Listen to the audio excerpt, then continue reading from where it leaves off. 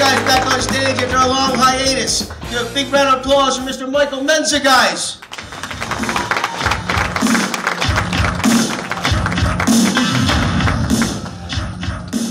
All right, welcome to King's Comedy Room. My name is Michael Menza. I don't know if you heard. I'm nearly 50 years old. I'm approaching my 50th birthday. It's coming quick. I look good, right? Look good at 50. You know the secret? Don't get married. No, marriage ages people. It makes people get old real quick. I did get married, though, recently. I did meet a beautiful woman. She is the love of my life. Really wonderful. In fact, when I first met her, I told her the other day, honey, remember when I met you? I saw you, and from the beginning, I wanted to make love to you so badly. She looked at me and said, you have succeeded. She had 3 kids, too. When I was dating her, we got married, she had 3 kids. Kind of weird dating a woman with 3 kids from another man, especially because they were still married, and every time he came home, I had to hide. It was just insane.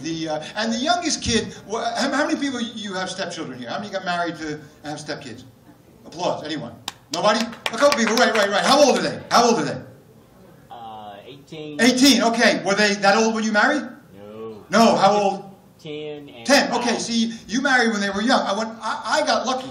My wife, when we got married, her youngest was already a teenager. So I didn't have to worry about those poopy diaper years and growing up in grammar school. Instead, I went right to the holy hell that is adolescence.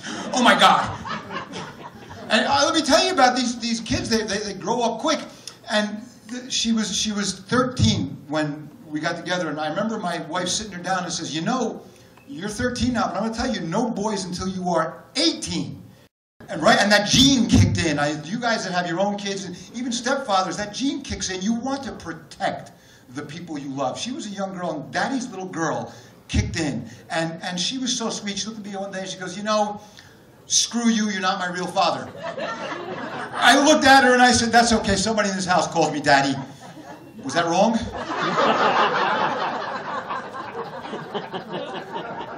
You guys are great. I'm loving it. I came home one day and I said to my wife, your daughter's not home. Where is she? She looked at me. She goes, oh, she's next door playing with Kevin's Wii. The next day we bought her an iPad. iPads are amazing. You guys have seen these, correct? iPads, any sort of tablet, they're wonderful things, especially in a long car trip in a car. We would give it to the girl in the back seat. She'd be reading books, watching movies, playing Angry Birds. We've all played Angry Birds, right? We know the game. When I was little, you know how I used to occupy myself in the back of the car on long trips? I'd open the window, stick my hand out, and play this game.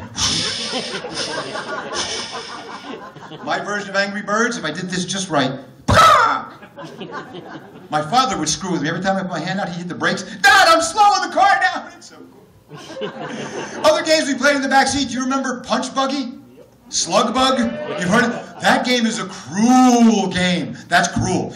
Those of you who don't know, the premise goes like this. A Volkswagen Beetle drives by. You hit the kid next to you as hard as you can and say, punch Buggy, no punchbacks.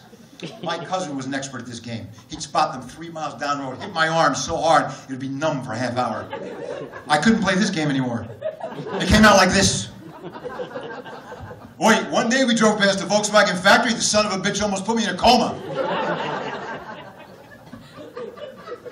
She's got 3 stepkids. The oldest is, it was real sweet. The oldest came home and asked me to help her with a school project, which I thought was sweet if she wasn't an honor roll student at MIT.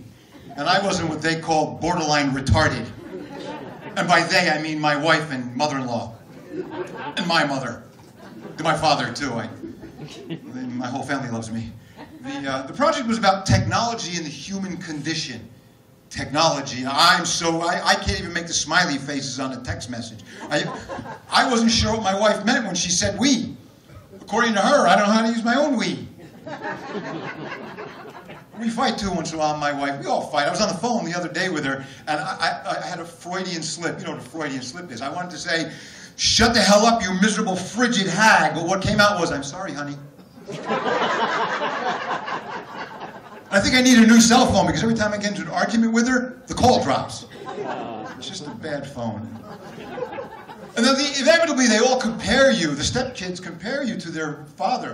The oldest one looks at me and she says, you know, my real father did it this way. My real father did it that way. I blame their mother because she's always saying, you know, my ex-husband did it this way. My ex-husband did it that way. Finally I said to her, shut the hell up before I get out of bed and put my clothes back on.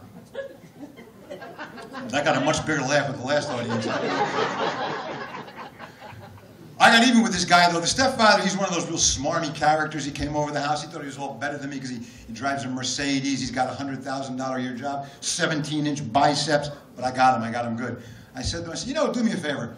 When you come back on Sunday with the kids, try not to get here before 3 o'clock. Because at noon, when I'm finished banging your wife, she's going to want a nap after she's had a real orgasm.